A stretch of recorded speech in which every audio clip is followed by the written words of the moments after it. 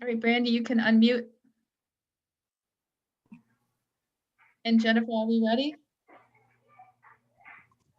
Yes, if you can go ahead and get started. Thank you. All right, great. Well, thank you. Good morning, everyone. Welcome to our Meet the Healthcare Professional event. This is our 5th event in a series of 8.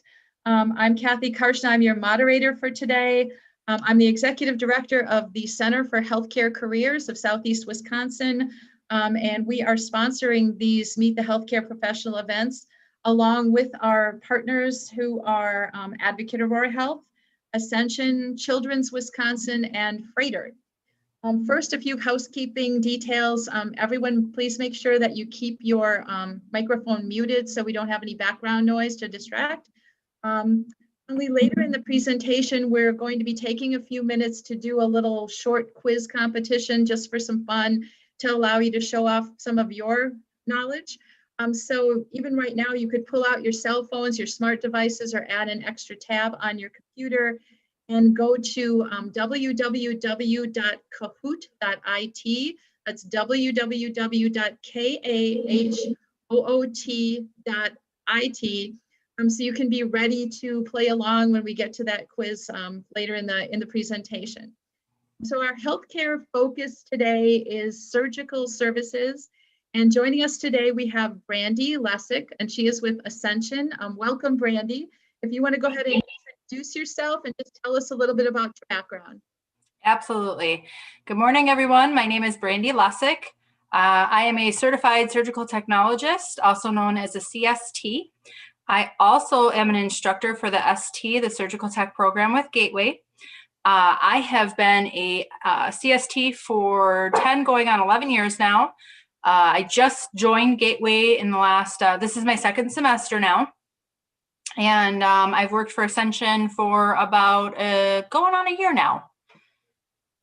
Awesome. All right. Well, welcome, Brandi. Why don't you start by telling us a little bit about your job duties? What does the average day look like for a surgical technologist? So our mornings start really early. We're generally there anywhere between like 6 and 7 a.m. I'm not a morning person by any means, but I've come to just accept that that's my role.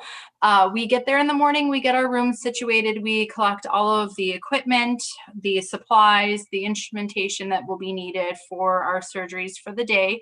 They're put on these case carts that we wheel into the ORs. We also collect the equipment that is needed for like suction, bovie, stuff like that. And then we scrub our arms, we open all of our supplies, we organize all of that stuff on a big table, get them ready for the surgeon, and then we pass instrumentation throughout the case.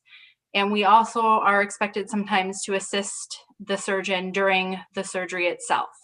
Once the surgery is over, we take all of our instrumentation down to SPD, which is where they clean, wash, and re-sterilize all of the instrumentation, and we do it all over again until our day is out. And then at the end of the day, if we have time, we look over our case carts for the next day. Wow, that sounds fascinating. So what kind of training was necessary to become a surgical technologist? So it really depends on the state that you live in. For Wisconsin, for instance, it is not required by state law to have a certification. However, most employers now are requiring it for terms of employment. There are states that do just a regular certification that is like a 12 to 18 month certificate. Most of the places in our direct area, in the Milwaukee area, require a 2-year associate's degree, or they prefer a 2-year associate's degree. So I got my associate's degree from Gateway 11, going on 11 years ago now. I did go back to school to get my bachelor's in health science just so that I could further my career. Awesome. All right. So why did you decide to go into the healthcare field? Mine is more of a personal reason. It was kind of an odd thing, but I had gotten into a car accident, and it kind of got me into a flight or fight situation where the girl that had gotten into the car accident with us was in bad shape. And I ended up essentially covered in her blood. And the police officer was like, "You've got to be a nurse." And I'm like, "No." He's like, "You're too young to be a doctor." And I'm like, "Nope, not a doctor." And he's like, you really need to go in healthcare. Not a lot of people can tolerate having blood all over them and not flip out and throw up. He's like, you got a knack for it. You got to go for it. And so I looked into Gateway to do my general and just to see where I could go. And surgical technology kind of piqued my interest. And I decided to kind of just run with it. Wow. All right. So what would you say are the skills and abilities besides the training? What kind of skills and abilities would someone need to enter in the field of being a surgical tech? I would have to say attention to detail is probably one of the most important things that you need, or abilities that you need to be a good surgical tech. There's a lot of things that require a lot of attention to detail to be good at your job. Another thing is good memory, and or if you don't have a good memory, at least the ability to have good organizational skills to take notes and keep them organized. And then also the ability to work with many different personalities. The OR definitely is a place where there are a lot of type A personalities, and sometimes having a lot of type A personalities in the same place can cause some rift. So you really have to learn to be able to pick and choose your battles, learn how to work with different personalities, and have some tough skin. But it's a lot of fun in the same respect. So are you always working with different surgeons, or are you assigned typically to the same surgeons over and over again? It really depends on the facility. So some facilities you end up specializing in one particular specialty, and you always work with the ortho docs or the orthopedic surgeons or the general surgeons or what have you. Some places they cross-train you. A lot of places actually they cross-train you to be able to scrub all of these different surgeries, which is a ton of fun because then you're kind of bouncing from place to place and you're never in the same thing doing the same thing over and over. I personally have a lot of ortho experience. So I do a lot of like total joint replacements, ortho trauma. I spent some time out in Madison doing a lot of ortho trauma. So those motor vehicle accidents. So no matter what was going on that day, there was a lot of variety because you never have, even though you have the same motor vehicle accidents coming in, they were always different breaks. I do enjoy though getting out of ortho from time to time and going and scrubbing general cases. It just really depends on the facility and how they set up their staff. So most of your surgeries, are they pre-scheduled, or do you have emergencies where they just kind of have to pull you in and everybody just has to be all hands on deck right away? Both. It really depends on the facility again. Me in particular, at being at Ascension where I'm at, we don't see a ton of trauma there. If you go to a bigger facility, because I know we're speaking for like even, Children's and Aurora, there are trauma facilities where you do have to be all hands on deck. That is kind of what I did in Madison, where I did their trauma, and it would come in and we would do all sorts of different things.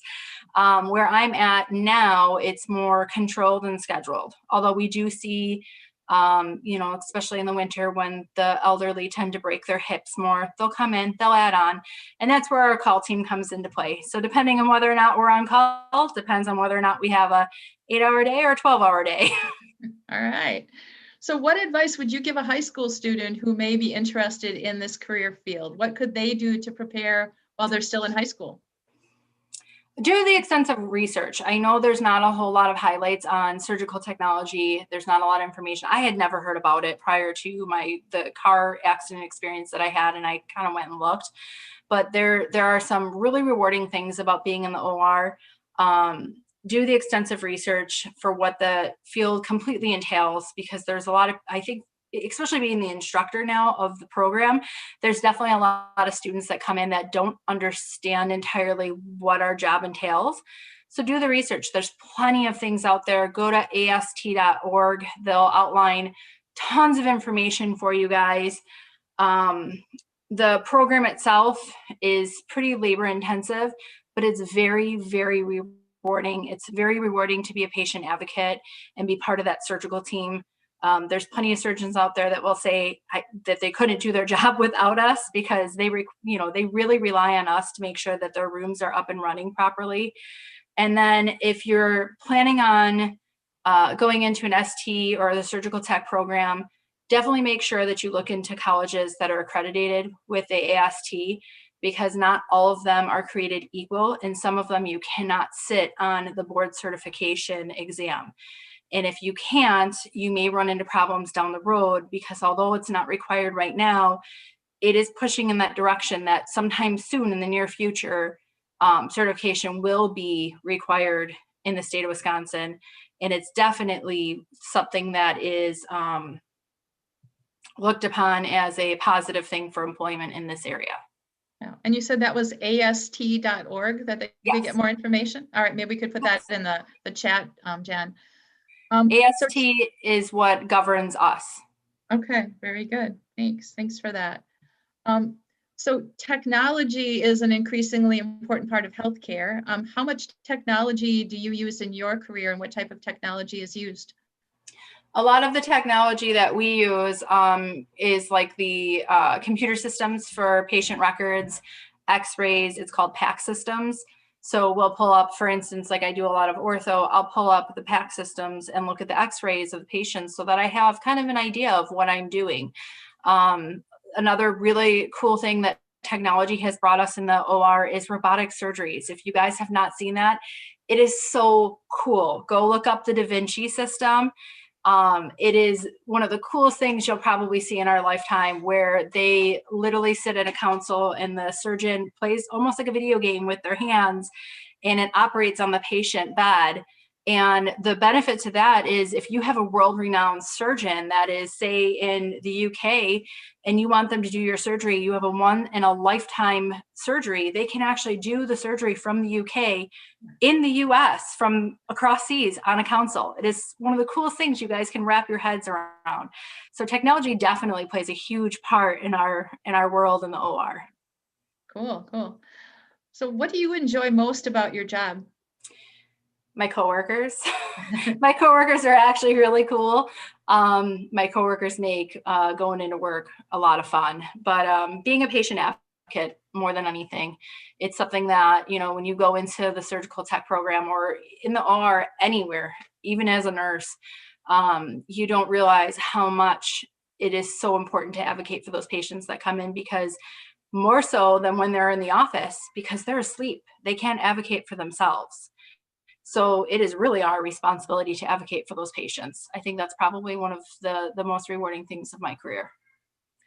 What about the challenges of the job? What are the things about the job that you find maybe not the most pleasant or the most challenging? Call. Call is never fun. Sometimes we have long nights, and long nights turn into long days, and they can be quite challenging at times. But we pull through as a team, and we kind of have each other's backs. And when one of us has had a really long day, someone else picks up for him somewhere else. I think the biggest negative thing that comes out of this field as a whole is when you have poor patient outcomes, things that you just can't control, and they're completely out of your control, and you feel so helpless, and you really want to be able to do something for them, and you just can't. All right. So when you talk about long surgeries, have you ever had any like really marathon type surgeries that you've had to participate in? Yes. I think the longest surgery I have ever participated in was 18 hours. Wow, that is a long day. Yes, it was quite extensive nerve and artery reattachment. So wow. Are there any entry-level jobs that you would recommend that could provide individuals with experience that maybe would help them eventually advance into a job as a surgical tech? I believe most hospitals will hire like OR aides, where they learn how like they kind of do the running for us. Like if there's things that we need that we don't have in our room that they need to go get, and it kind of introduces them into the OR to where they can get comfortable, see some of the things that they can see. And then I've actually seen a couple of the ORTs or the aides, while they're helping in the OR, they go back and they get their associates for surgical tech, and they flip over. Okay, we have a question in the chat. They said, what is call? So call, if you guys have never watched like Grey's or ER or anything like that, is the hospital, some hospitals, if they're smaller and they're not quite as big as like trauma centers, say for instance, like Freighted, I believe, is staffed around the clock. There are hospitals that will staff between like 6 and 3 or 6 and 4. And then once like 3 or 4 o'clock comes and the scheduled surgeries are all over, they have what's called a call team. And so what call is just a team of people who carry a pager or carry their phone, and they need to be ready to go into the OR at any given point. They don't care if it's 1:30 in the morning or 2:45 in the morning or 5 o'clock in the morning when you're just getting up to go to work. You need to be there within 20 to 30 minutes, depending on the hospital policy. It's reserved for emergency surgeries. So, your baby brother has appendicitis and it can't wait until 6 o'clock when the staff comes in. They'll call the call team in and they'll take care of it in after hours. Or sometimes they'll finish out the cases for the day when things don't go according to plan and, our surgeries, for whatever reason, run longer. Instead of making someone stay in that room because they're just in that room, they'll call the call team in to finish the case. Okay. And then we just want to remind everyone out there that if you have questions, please go ahead and start asking your questions in the chat, and we'll be monitoring the chat with any additional questions you have for Brandi. We have one more question right now. It says, what is an ORA? So an OR aid is an operating aid. They essentially just kind of help out. They're there to help. They'll help push equipment into rooms. They will go run extra equipment into the room or grab supplies that we forgot, or they'll help bring patients to and from different floors up to pre-op, stuff like that. Okay. And then another question, it says, what are the benefits to being a surgical tech versus being a surgeon? So this is something I've often asked myself. When I first got into the surgical tech program, I had every intention on following through and going and being a surgeon. I wanted to see if I could stomach the guts before I went into the medical field. And the more I sat back, the more I realized I did not want the responsibility that the surgeons hold on their shoulders, because we actually work under the surgeon's license. So, for instance, I still get to help. And while I am a surgical tech at Ascension, I do have surgical assist experience, which is what you can go back to do after you've been a surgical tech for 3 years. You can go back, do further education, learn how to sew people closed, learn how to manipulate tissue, bovie, stuff like that. And you dub essentially as a surgeon's second pair of hands. And so at some point I wanted to be a surgeon and I thought about it. And the more I talked to surgeons, they're always on call. They have a lot of responsibility, tons of patient care, tons of hours, and then they have to worry about malpractice. So for me, it just wasn't worth it. But I have kids, so I think that kind of persuaded my decision as well. Okay. And here's another interesting question. It says, with you being on call, if you have to be in the hospital within 20 to 30 minutes, does your place of employment require where you have to live, or do you work depending on where you live, like within a radius of the hospital? So ideally, if you can find somewhere that is within 20 to 30, in most places it's 30, unless you work at a major trauma center, like a level 1 trauma center that does open hearts. Most of them is 30. Some of them are 20, but most of them, if you are not within that time limit, they have call rooms where you can crash in this little room with a very uncomfortable squeaky bed and pass out for the night at least.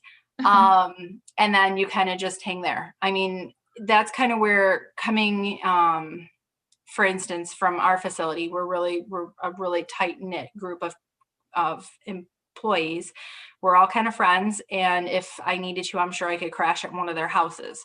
So if you can't be living in that range, then you need to at least stay at a hotel, a friend's house, a family member, or in their call room. And if they don't have a call room, most places will let you crash in like day surgery on a patient gurney. All right, go. So we're going to take just a little break and we're going to do the Kahoot quiz and see how much our viewers know today about surgical services. So Jennifer's going to bring up our Kahoot. And so everyone on our presentation today, if you want to grab your smartphone or your link and go to www.kahoot.it. Once you get there, you're going to see at the bottom where you can kind of a 4-colored block where it says enter a PIN. And the PIN is up on our screen. It is 101 7102 and enter that, and you'll be playing along with us. Want to get a good group to enter the Kahoot today. The Kahoot gives you your own kind of nonsense name, so it's all confidential. We don't know who's on the screen. It's just for fun, so you can play along.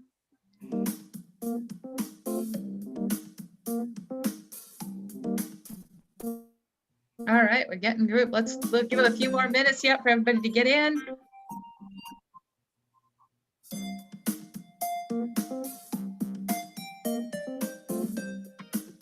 All right, we'll give it about 5 more seconds and well, here comes some more. Start the Kahoot. I love the names.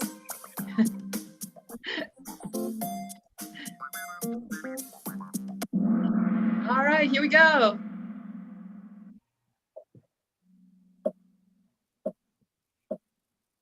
Okay, the name of the instrument in the picture is, everybody look at that long gold instrument. Can you tell us what it is?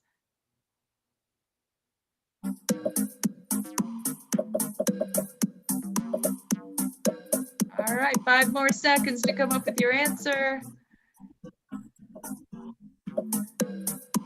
It was a pool. All right, we had 9 of you get that one right. That was a tough one.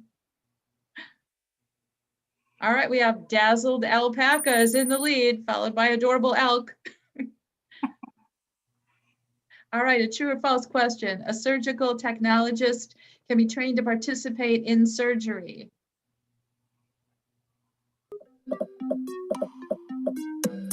Surgical technologist is trained to participate in surgery.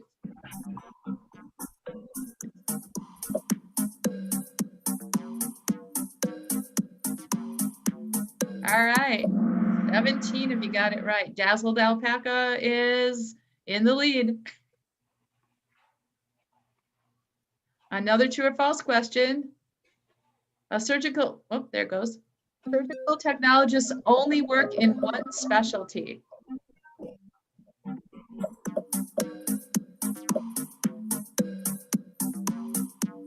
Correct. All of you got that one right. You were listening today. All right, good job. All right, we have Dazzled Alpaca. Dazzled Alpaca is rocking it today.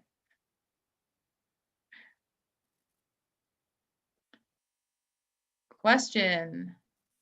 Surgical techs set up operating rooms during surgery, after the patient comes in, before the patient comes in, or never. Room setup is the surgeon's job.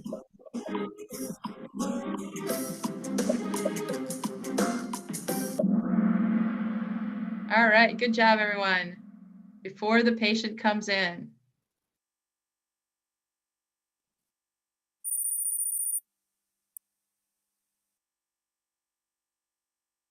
And finally, which of these skills is not necessary for a surgical tech to have? A strong stomach, thick skin, team-oriented mindset, or knowledge of Grey's Anatomy trivia?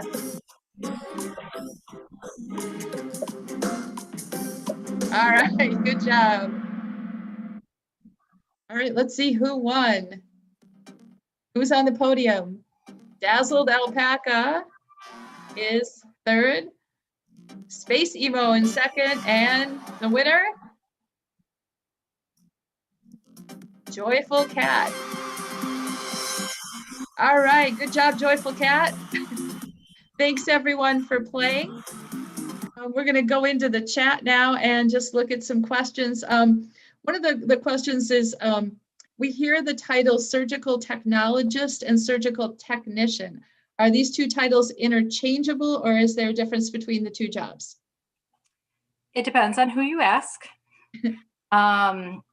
It really just comes down to play on words and kind of the area. So you'll see some people really despise the name surgical technician. Some people don't mind it. Some people will shorten it to surgical tech. Some are surgical technologists. I think it kind of just depends on where they're trained. Okay. How many hours a day do you actually spend in surgery versus downtime, prep time, paperwork, those kinds of things on an average day?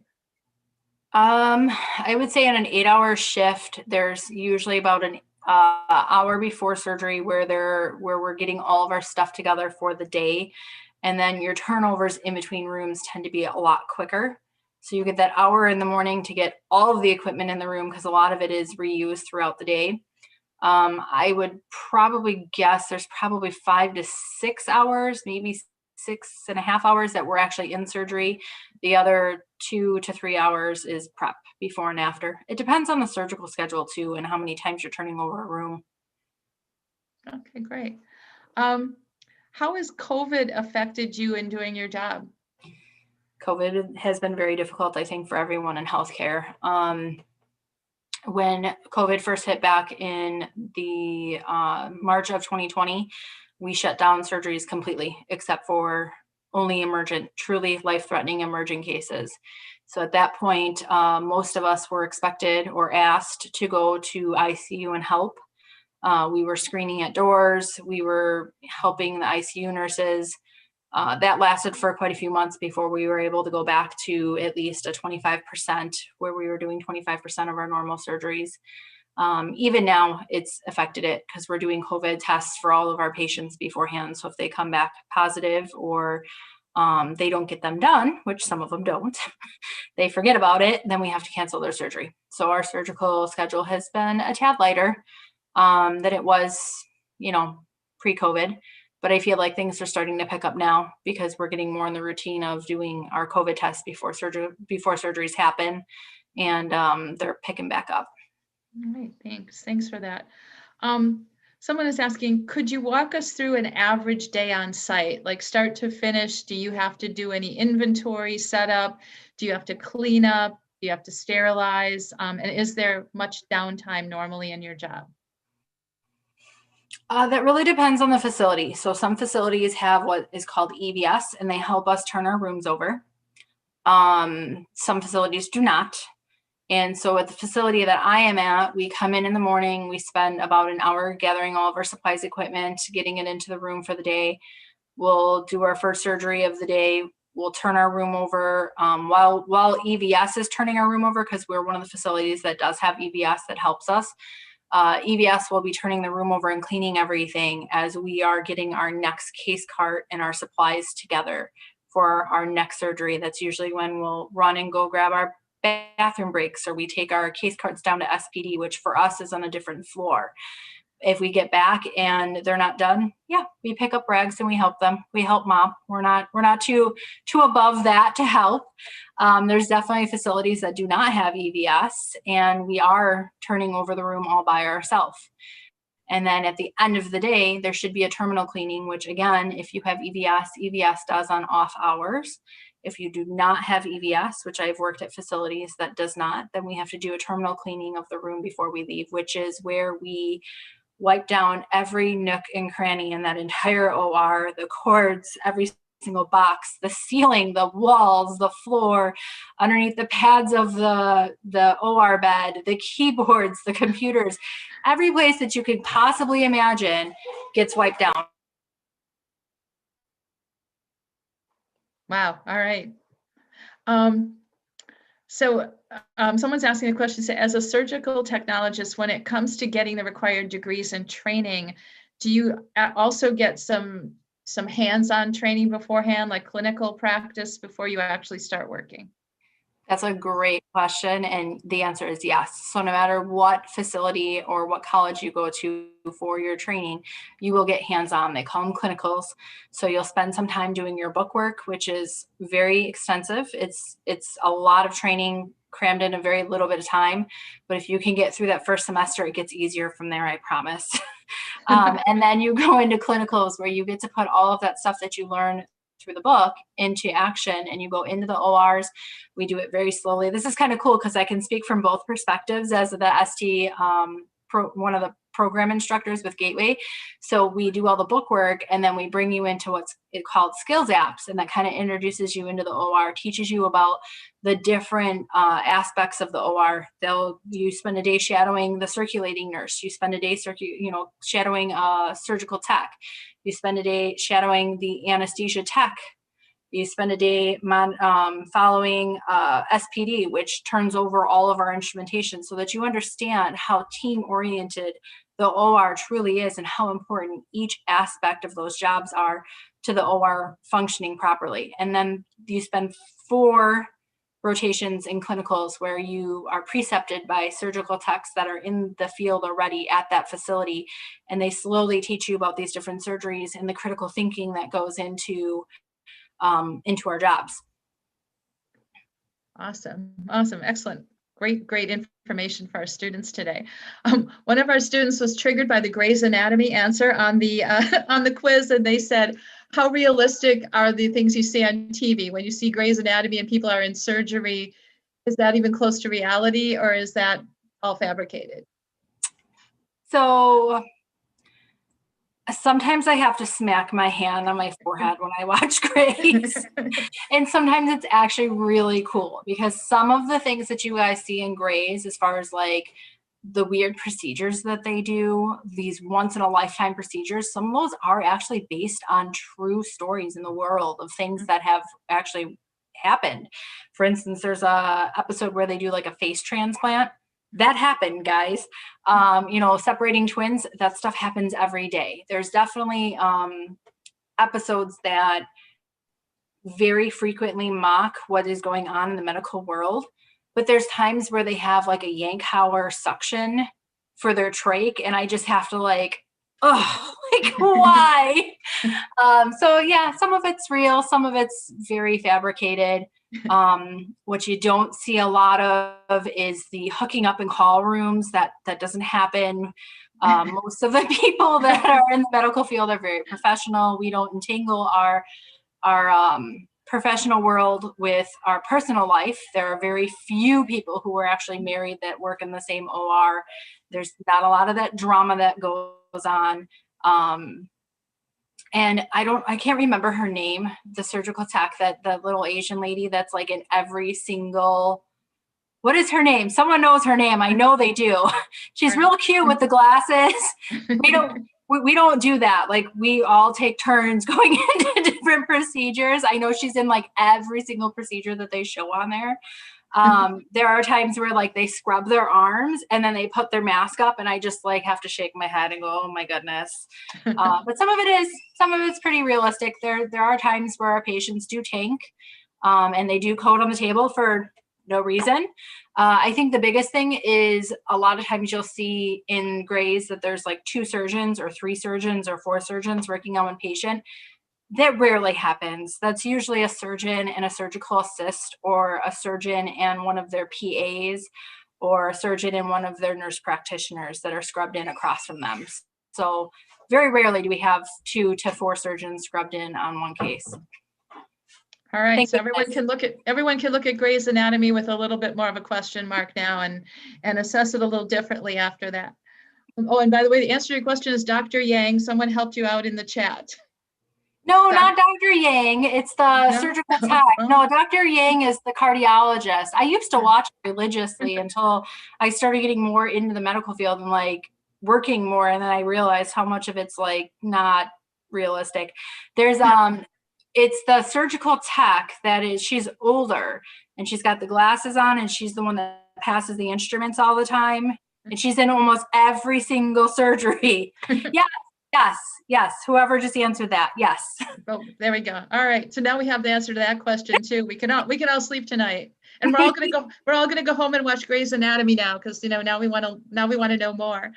And then just a couple more questions. She said, what type of interests, or what type of person, or what type of interests would someone need to go into this career field? What would be a good interest for them to have now, or curiosity that they have now?